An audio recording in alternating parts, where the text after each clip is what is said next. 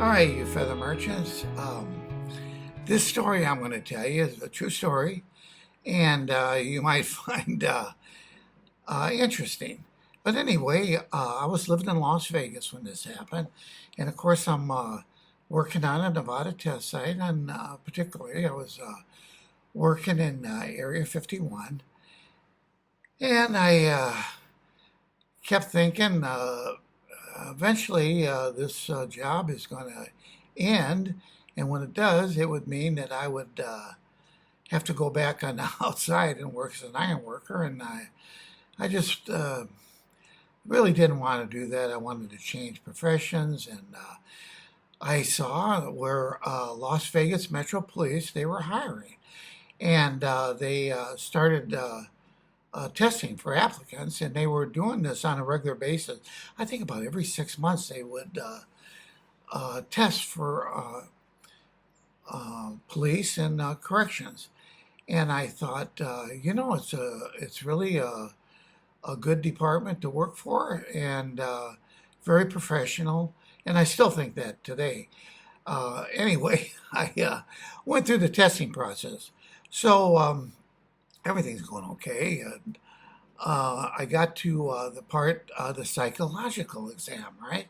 So they administer two written tests. It's the CPI and the MMPI. And I believe they're both accurate exams that kind of identify your personality traits, but it's not 100%. You got a lot of variables, and that's why I guess they have a psychologist come in there and talk to you, and which they did. And anyway, basically, what the guy told me, he said, "Your psychological exam shows that you don't take orders well." And I thought to myself, I don't take orders well. I was in the Marine Corps for 3 years, and it was a lot tougher back then, and being in the Marine Corps, and I do take orders well. And anyway, of course, I'm not going to say anything. And then he said, "You're passive aggressive," and okay, I'll give him that. I probably am. And then he said that you're, what did he tell me? He said, you're obsessive compulsive, and I know that's a bunch of bullshit. And he did say that I was I would probably be aggressive, and he said there's nothing wrong with you. He said, but that personality trait doesn't do well in law enforcement, so we're going to reject your application.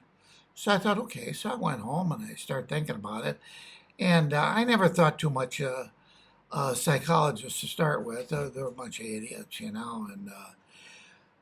I remember when they were still doing lobotomies in my lifetime. That's how ridiculous these people are. And they were using shock treatments back in the 70s, because I had actually dated a girl that she had some problems, and they gave her shock. They shocked her, to cure her, and all it does is nothing. Anyway, so I decided I'd try again. I'd go back. So about 6 months, I'd go back. I go through the whole process all over again. And of course, one of the things they do is they give you a polygraph. Very used to taking polygraphs. I had to take a polygraph once a year for my employment, And so anyway, and the polygraphs that the government administers is a lot more sophisticated than what the police department administers. And the reason being is the police department doesn't have the funding that the federal government has. And I'm not going to get into what the difference is, because maybe I'd be talking out of school. So anyway, I go back the second time. Same thing. I had the same song and dance from the psychologist, although I could see that he really wasn't happy to see me, And so I went back, and I thought, you know what, this is a bunch of bullshit.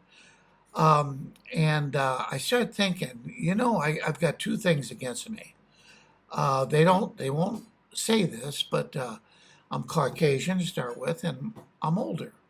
And uh, they were at that time, and maybe, well, today it might even be worse. They want people that are gender confused to be applicants. I don't know, but anyway, back then, they're trying to recruit women, and they're trying to recruit people of color, and I understand that, but I also understand that because I was Caucasian and my age, I was older, they're not going to consider me, although they're not going to come out and say that. Well, anyway, I go back a third time. So the third time I go back, now I'm getting pretty good at testing, and I go back a third time. And this psychologist, as soon as I walked in the door, I had a book in my hand, right? And I brought a book because there's a lot of people in line waiting to talk to this guy. So I'm reading the book, and they call my name. So anyway, I go in there, and he asked me, "What's up with the prop?" And I said, "What prop?" He said, "Your book. You think that's going to help you uh, get accepted?" And what's he talking about, And so anyway, then he says, um, "Move your chair back." So I get up and I move my chair back. I moved it back a couple of feet, and I sat back down. And he says, move your seat back again." So I thought, okay. So I took the chair and I moved it all the way back to the wall, right next to the door. Now, so he can't ask me to move it again. I mean, I've moved it back as far as I could move it, and now I'm across the room from where he's sitting behind his desk. So he gives me that look of disdain, and then he goes through his spiel on how my personality traits just do not do well in law enforcement. And I knew this guy is, he's talking out of his wazoo. So, of course, they reject me again. And even the polygraph examiner, they may have talked to each other because he starts getting on the bandwagon and said that in the polygraph, well, I might be being deceptive. I'm thinking, what? Um, Basically, it's the same kind of questions they ask you every year for my employment to keep my security clearance. And so I went back and I thought, you know what, I'm not taking no for an answer. And so then I even applied to the North Las Vegas Police Department. And I can't remember if they did the psychological or not. But I remember when they gave me they called me in for an interview. And it was so phony. I got these two detectives. They bring me in. And rather than them sitting behind the desk or and me sitting in a chair, they had a couch there, and they had me sit on a couch, and they're on either side of me. And I thought, what the hell is this? Not very professional, I'm thinking to myself. And they started asking me questions, and one of the questions they said, "You said you've never been arrested." I said, "Oh, that's right, that's true." And they said, "Well, that's kind of hard to believe since you're an iron worker." And I thought, that's very insulting.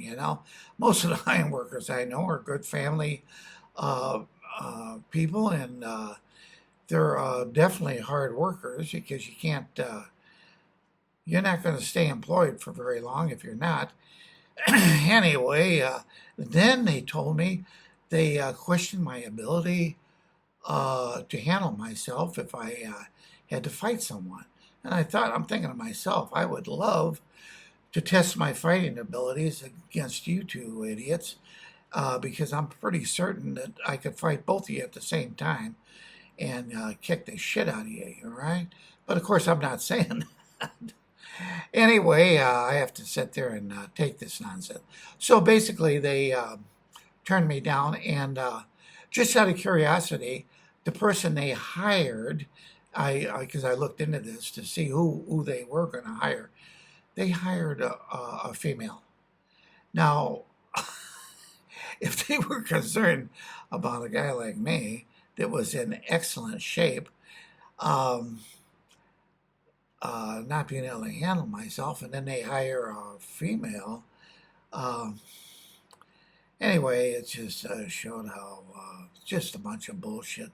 So I went back and I started testing for the metro again, and you know what? I may have tested. I think I tested at least 7 times. I might have even did it 8 times before, and I got to know the girls real well that were down there and did all the paperwork. And I even asked one of them. I said, "Do I hold a record for coming down here and testing?" And she said she didn't think I held a record, but she thought that I was right up there. I was probably pretty close to holding the record for testing, the amount of times that I tested. Anyway, I got to be friends with the police officer that worked for Metro, and you know what he told me? He said, he said, look into applying to California Department of Correction. And I told him, I said, I have no interest in being a prison guard. And he told me, he said, it's not what you think. And he explained the whole thing, all the opportunities, the pay, and everything. So I looked him up, and he was right. It's a big department. In fact, I think it's, I think it's about the third largest law enforcement agencies in the U.S. They're big. And there was a lot of opportunity. And then I read an article about how they were building Pelican Bay. It's going to house California's most violent inmates. And I thought, my gosh, that sounds good. And anyway, I tested for them. And of course, by this time, I could administer the darn test, So it was like real easy, and I got accepted. And at that time, they weren't even given psychological exams. I think they do today. But at that time when I tested, they didn't give them. But they did give me one because I had been truthful about how many times I had tested for Metro. And I was turned down, and I told them the reason I was turned down. So they gave me a psychological exam, which they were satisfied that I had the right personality trait to work for their department. And you know what? As the years went on, after I got on the security squad, I had an opportunity to be assigned to the Del Norte Interagency Narcotic Task Force. And they one of the things that you had to do is you had to had taken a psychological, and right away they got concerned about that because because of the time frame that I came in the department, they knew I wasn't. They weren't giving a test, so Associate Warden called me in and asked me about that, and I said no, I had taken a psychological.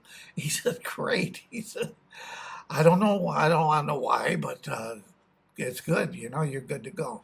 Anyway, it gave me an opportunity to do that, and I did well with the California Department of Corrections.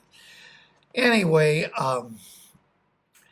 it's just a story I thought I'd share with you. It's like I liked living in Las Vegas at the time that I lived there. I had a really nice home. I lived in a beautiful area, 5 minutes from the Strip. In fact, today it's a historical district that I had lived in. It wasn't at the time, but they made it a historical district. There was a lot of entertainers that lived there. B.B. King had a home a few blocks from me. I used to see Jerry Lewis at the grocery store. be playing a slot machine. No one ever bothered him, asking him for autographs or anything like that. And one of the Lennon's sisters that used to be on the Lawrence Welk show, she lived in that neighborhood. It was, and I remember one of my neighbors. His home was so big, it was a 15,000 square foot home, 15,000 square feet. And a friend of mine that had been there, he told me this guy has a golf cart inside his home, and he would ride around. That's how he got around inside the home. It was unbelievable. And there was another neighbor I had that had a swimming pool. He used to have a lot of parties there. I was never invited to any of his parties, but they told me, they said you could, from the outside in the swimming pool, you could swim right into his recreation room. It had a bar and everything, and beautiful home. Anyway, that was one of the reasons I wanted to stay in Las Vegas, and I thought, I could work for Las Vegas Metro, and but they rejected me, and I don't want to wish the psychologist any ill will, but I never thought too much of that guy, and I hope at some point in time they fired him. I don't know if they still do it. I hope they had a class action suit against this guy, because I'm sure he rejected a lot of people that would have done very well in law enforcement. And but anyway, that's my story, and I'm sticking to it. And anyway, you feather merchants, I want to thank you for stopping by and listening to my complaint. And I'll see you guys on the next video. All right.